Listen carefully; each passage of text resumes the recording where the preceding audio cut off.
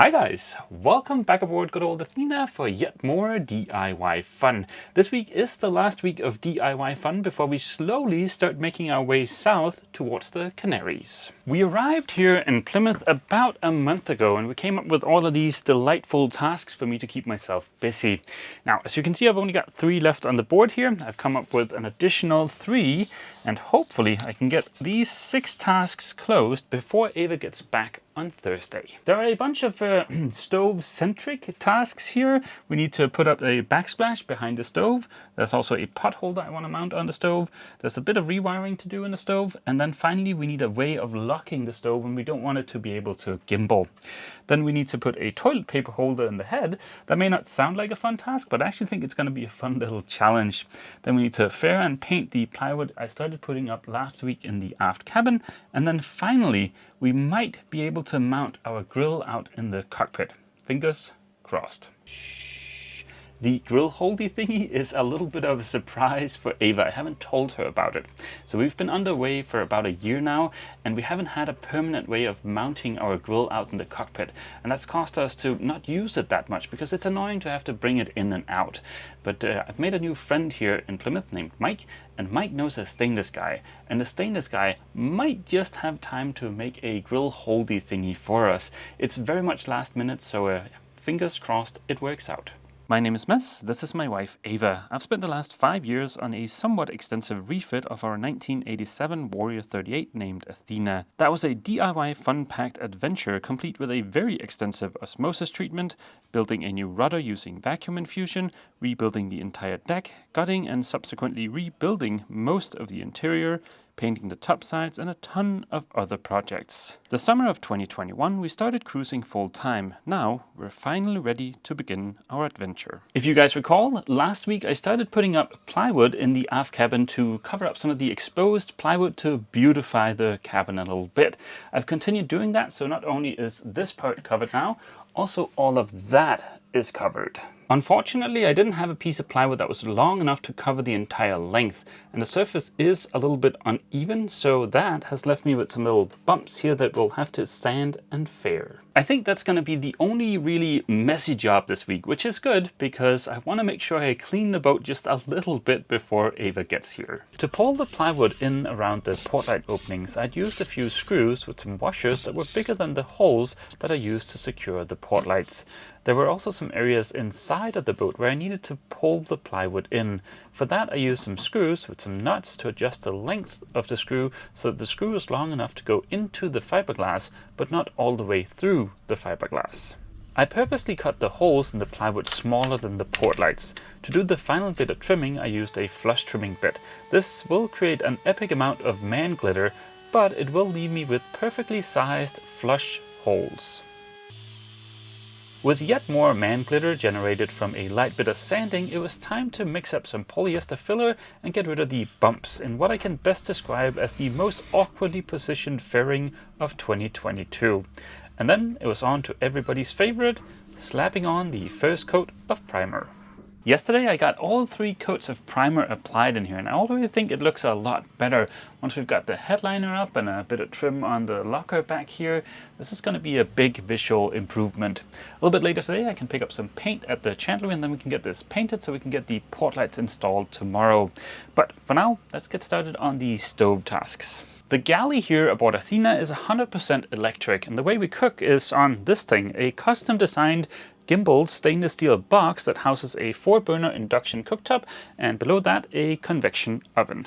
Up until now, we've used these silicone pads whenever the boat has been a-rockin' and we need to cook. And they actually do a great job of holding in place pans and pots. And I think we might be able to get away with just using these. But I would feel better if there was some kind of physical pot holder. We've been sailing around with this thing since we left Denmark. I just haven't gotten around to mounting it yet. Now to mount this, we will need to remove the stove. And while I've got the stove down, I want to put up a backsplash here. I also want to put a lock on the stove so we can keep it from gimbaling. And yeah, then there was that little bit of rewiring. Pardon the dust on here. I'll be sure to clean before Ava gets here. Now the stove was not designed to be easily removable, so it has to come apart in a somewhat specific order. I knew these tasks were coming, so I've purposely not caulked around the induction cooktop here. And we have spilled food a couple of times, so hopefully it's not too nasty in there.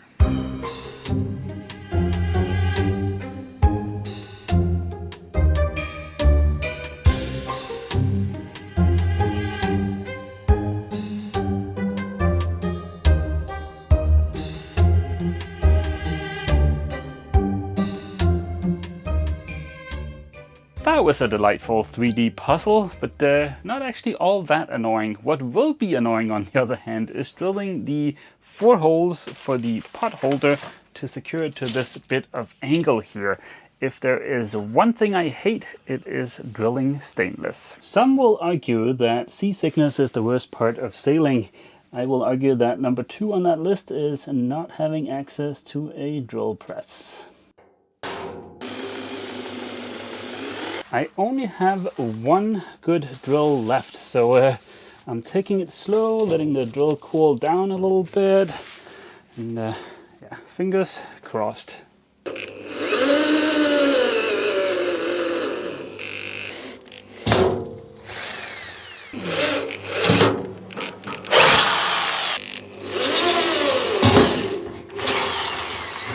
Haha, sweet victory. Now this thing is not tightened down yet, that's why it's a little wobbly, but all the holes are drilled for the low price of 1 finger.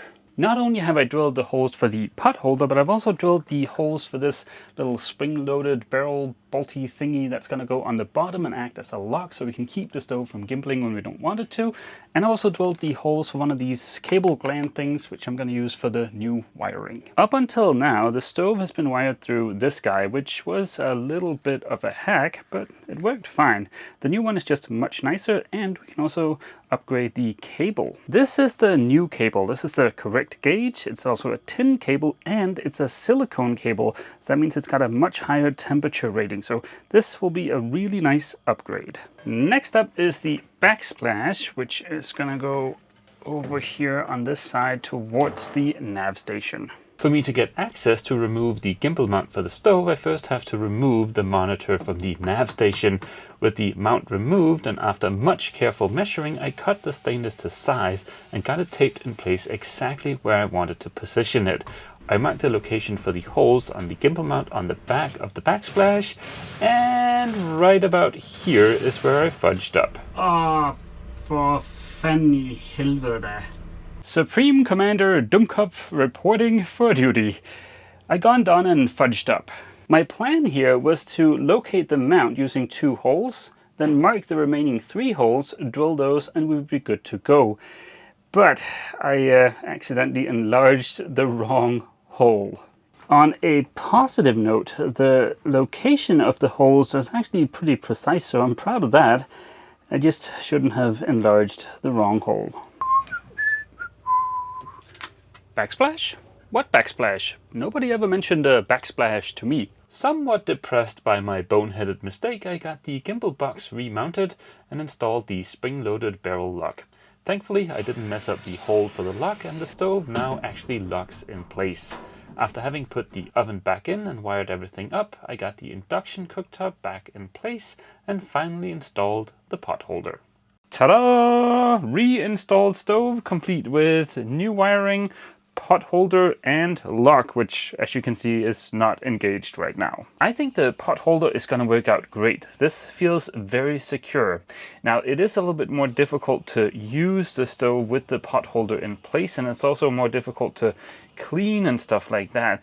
Ava was a little bit concerned about that, so that's why it is removable. To engage the lock on the stove, all I have to do is reach in here. This is a little bit difficult because I'm right-handed, so there we are, the stove is locked.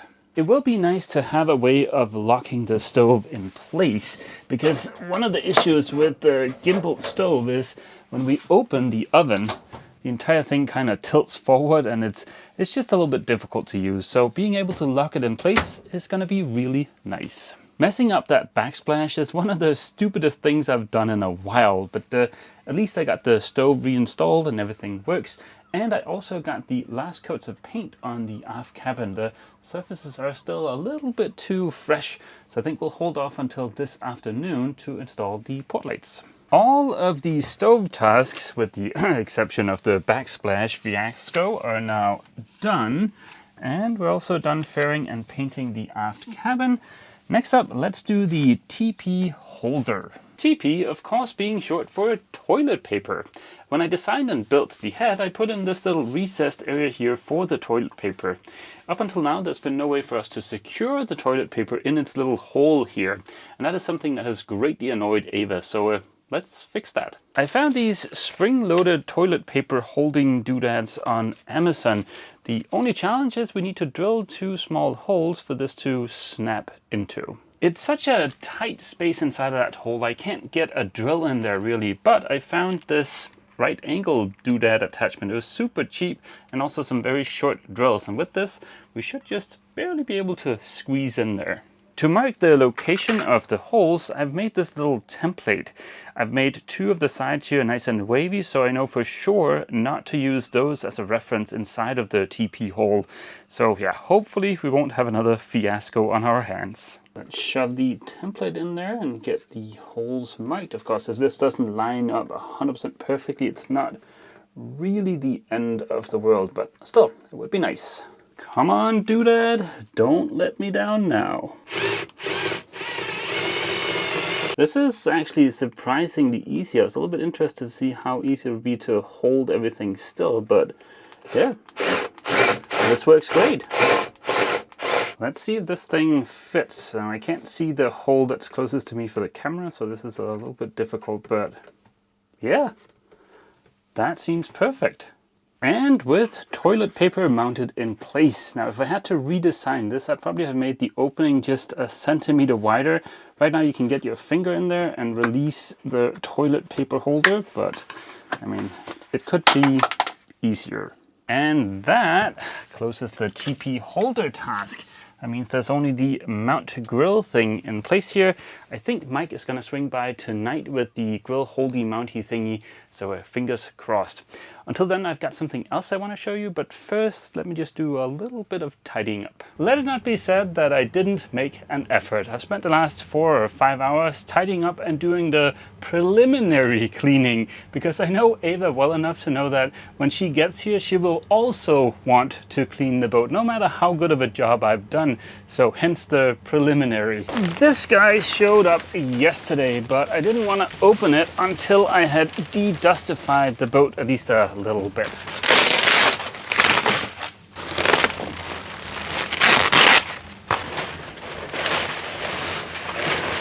This is a mattress topper from ShipShape right here in the UK, and hopefully that will solve an issue Ava has with our mattress. I don't mind a firm mattress, but Ava's been waking up with sore shoulders or sore hips, and we think that's maybe because our mattress is a little bit too firm for her, so hence the mattress topper. In the spirit of full transparency, we paid full price for the mattress topper, which was something like £500, but because of the videos, ShipShape threw in this active cooling fabric here for free.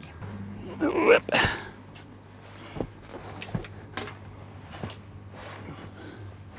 God dang it, the thing has been on the bed for all of 10 seconds and I've already gotten blood on it thanks to my finger injury from yesterday.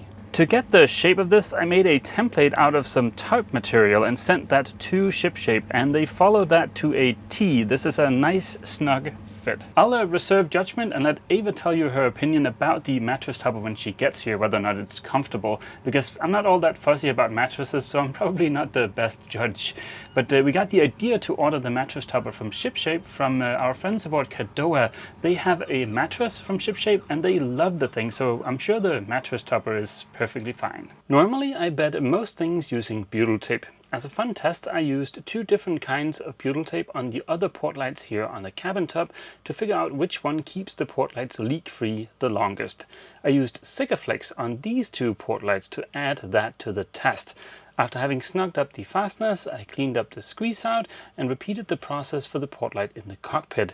There's no doubt it's faster for me to bed the port lights using Sikaflex, but it'll be interesting to see which one of these sealant products keep the port lights leak-free the longest. Ta-da! Mike swung by earlier and dropped off the grill holder. It might be kind of difficult to see what's going on here, but it's clamped to the arch over there and then bolted through the deck hull joint over here. There are these two mounts here that clamp around the arch. And then, like I said, the other end is bolted through the deck hull joint down there. It is going to be so nice to just always have the barbecue mounted right here. Yes, it definitely does not make the boat look like any kind of racing boat with the barbecue there, but that was not really what we were going for in the first place. And having it there is just going to be so practical. I think Ava is going to love this. Here in the aft cabin, I put up the headliner. That is a big visual improvement. I also made a little bit of trim to cover up the top of the locker there. And yeah, this is starting to look pretty dang spiffy. Boo! I'm back! I got back to Athena late last night and I woke up early this morning.